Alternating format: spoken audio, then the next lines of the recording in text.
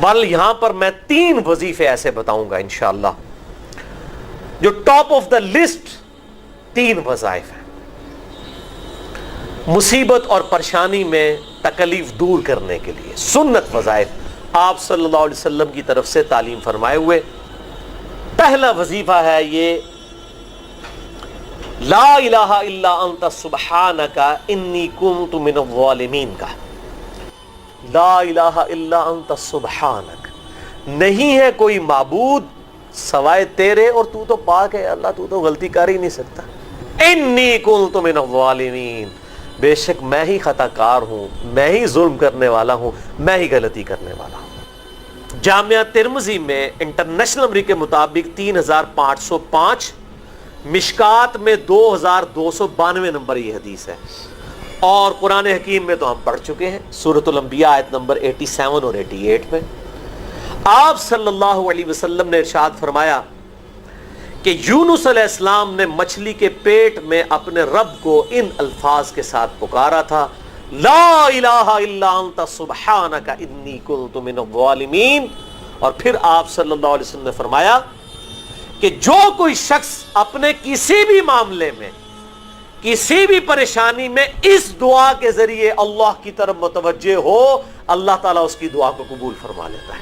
اور قرآن میں بھی آ گیا نا کذالک ننجی المؤمنین، اور کتنا بڑا فتویٰ آیا میرے بھائیوں سورہ صافات 143 144، فلولا انہ کان من المسبحین، اگر یونس ہمیں ان الفاظ میں ہماری تسبیح نہ کرتا للبث فی بطنہ الی یوم یبعثون، تو مچھلی کے پیٹ میں قیامت تک مچھلی کے پیٹ میں رہتا اگر اس طرح نہ ہمیں پکارتا، اس کی قبر مچھلی کا پیٹ بن جاتی۔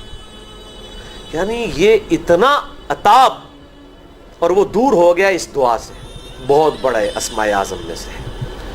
تو یہ بہترین دعا، بہترین وظیفہ، اسماء اعظم میں سے بہترین چیز، اور سب سے بڑھ کر جو میں نے بات کی کہ بہترین استغفار، اللہ سے توبہ مانگنے کا بہترین ذریعہ۔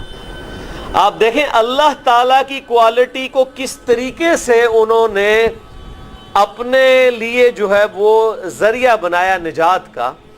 کہتے ہیں نا وہ کسی کی انسٹنکٹ پہ بات کرنا، کسی کی جبلت پہ، انہوں نے اللہ تبارک و تعالیٰ کی ایک خاص کوالٹی تھی جس کے ساتھ انہوں نے اللہ کی طرف دعا کی۔ وہ کیا؟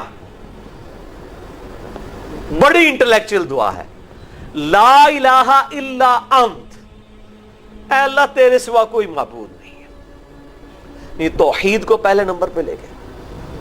انت سبحانک، اے اللہ تو تو پاک ہے، تو تو غلطی کر ہی نہیں سکتا کیونکہ تو تو پاک ہے۔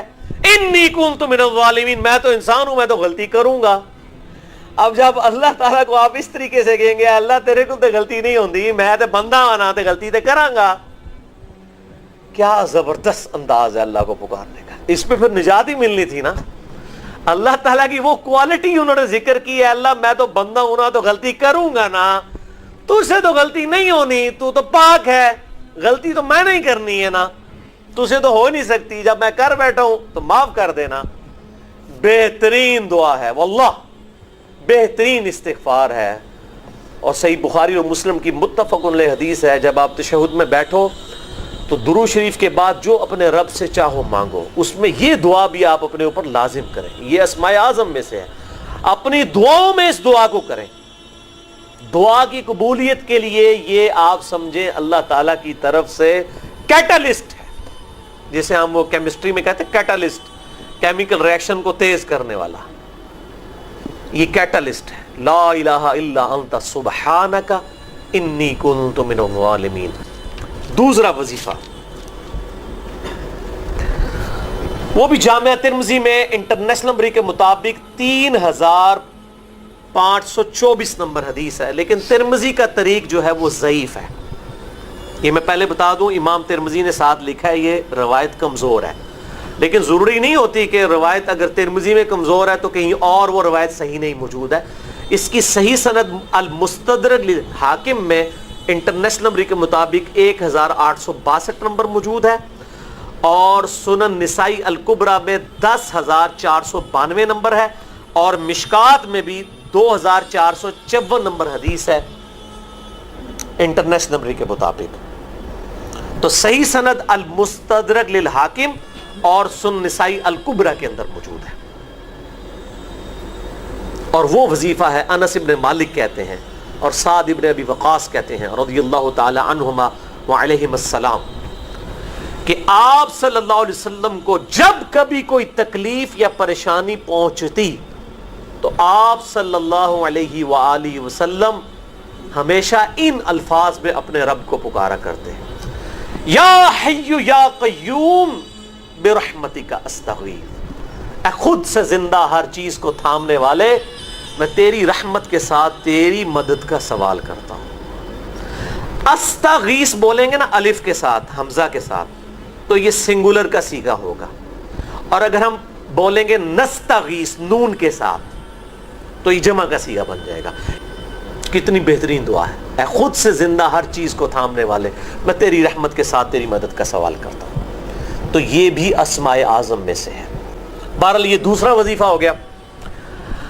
اب تیسرا وظیفہ جو ہے کمال وظیفہ, صحیح بخاری میں موجود ہے, انٹرنیشنل نمبر کے مطابق 4563 نمبر.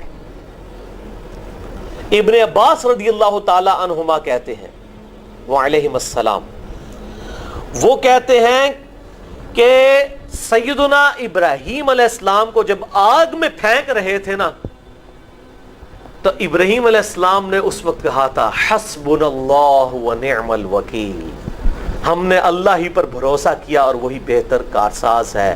اور تمہارے نبی صلی اللہ علیہ وسلم کو بھی جب مصیبت اور پریشانی آتی تھی وہ بھی پڑھا کرتے تھے حسبنا اللہ ونعم الوکیل, ہم نے اللہ ہی پر بھروسہ کیا اور وہی بہتر کارساز ہے. اس کے اندر وہ شعر جو بنا دیا نا, نعم المولا و نعم النصیر, ویسے الگ سے آیت ہے, الگ سے آیت ہے, لیکن یہ شعر نہیں بنانا, بس اتنا ہی وظیفہ ہے حسبنا اللہ و نعم الوکیل. اور یہ جو انہوں نے کہا کہ نبی صلی اللہ علیہ وسلم بھی یہ کہتے تھے, اس کا ذکر الحمدللہ قرآن میں بھی موجود ہے, اس سے بھی بڑھ کر سورہ آل عمران کی 173 نمبر آیت میں ہے کہ جب نبی صلی اللہ علیہ وسلم اور اہل ایمان کو یہ خبر پہنچی کہ کافر ان کے خلاف سازشیں کر رہے ہیں, تو نبی اور اہل ایمان نے پکارا حسبنا اللہ و نعم الوکیل. تو حسبنا اللہ و نعم الوکیل قرآن کی آیت بھی ہے, اور یہ ہے وہ آیت, وظیفہ قرآن میں آیا ہوا ہے یہ آل عمران 173 اور صحیح بخاری 4563. اور مجھے بڑا وجد آیا کہ ابراہیم علیہ السلام کو جب آگ میں پھینکنے لگے تھے, انہوں نے اس وقت اللہ کو ان الفاظ کے ساتھ پکارا حسبنا اللہ و نعم الوکیل. اچھا, یہ جتنے بھی وظیفے ہیں نا میرے بھائیوں, ان کا فائدہ اسی وقت ہے جب آپ کو ترجمہ بھی ان کا آتا ہوگا, ورنہ آپ روزانہ جتنی مرضی تسبیح کھینچتے رہے کوئی فرق نہیں پڑے گا. اس لیے میرا ایک پرسنل مشورہ ہے کہ جب بھی یہ وظیفے پڑھیں نا آپ, اردو ترجمہ بے شک آتا بھی ہونا, ایک دفعہ اپنی زبان میں اس کو ریپیٹ کریں. یعنی آپ پڑھیں حسبنا اللہ و نعم الوکیل, میں نے اللہ ہی پر بھروسہ کیا اور وہی بہتر کارساز ہے. آپ دیکھیں یہ صوت القرآن چینل میں جب وہ عربی چل رہی ہوتی ہے, جیسے ہی وہ مراج الدین خان کا ترجمہ شروع ہوتا ہے نا, کیسے کب کبھی طاری ہو جاتی ہے, کیونکہ ہماری زبان میں بات ہو رہی ہوتی ہے نا. عربی ایویں تو نہیں قیام اللیل میں رو رہے ہوتے, ان کی زبان میں بات ہو رہی ہوتی ہے, اپنی زبان کا اثر ہوتا ہے. اسی طریقے سے آپ لا الہ الا انت سبحانک انی کنت من الظالمین, یا حسبنا اللہ و نعم الوکیل, یا حی یا قیوم برحمتک استغیث, جو بھی وظیفے پڑھیں نا, ایک دفعہ ان وظیفوں کو جب آپ الگ سے دعا مانگ رہے ہوں, اس وقت اس کو آپ اپنی زبان میں بھی دہرائیں. اور اس کے لیے کوئی تسبیح نہیں کھینچنے کی ضرورت کہ آپ نے اتنے 100 دفعہ پڑھنا ہے. تسبیح تو ویسے ٹھیک ہے, وہ آپ استعمال کر سکتے ہیں, لیکن آپ چلتے پھرتے اٹھتے بیٹھتے ہر وقت جس حالت میں بھی, اور صحیح مسلم میں حدیث ہے کہ یہ جو وظائف ہیں ان کے لیے تو کوئی وضو بھی کیا, غسل بھی پروٹوکول نہیں ہے. اب عائشہ کہتی ہیں نبی صلی اللہ علیہ وسلم حالت جنابت میں بھی اللہ کو یاد کر لیا کرتے تھے. صحیح مسلم میں حدیث موجود ہے, جنابت والے چیپٹر میں, ہر حال میں اللہ کو یاد کرتے تھے.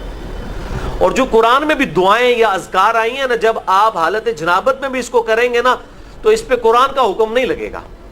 تو جامعہ ترمذی اور ابو داؤد میں جو حدیث ہے کہ حضرت علی کہتے ہیں نبی صلی اللہ علیہ وسلم کو حالت جنابت کے علاوہ کوئی اور حالت قرآن پڑھنے سے مانع نہیں ہوتی تھی, تو اس سے مراد قرآن کی تلاوت ہے. اگر قرآن کی دعائیں جیسے ہیں بسم اللہ الرحمن الرحیم, یہ بھی تو قرآن ہے, سبحان اللہ بھی تو قرآن ہے، الحمدللہ بھی تو، یہ اذکار جو ہے نا، جب آپ اذکار کی نیت سے پڑھ رہے ہوں گے پھر یہ قرآن نہیں شمار ہوں گے، ذکر شمار ہوں گے، اور اس کے لیے نہ وضو پروٹوکول ہے اور نہ غسل کا ہونا ضروری ہے، ہر حال میں اللہ کو یاد کریں۔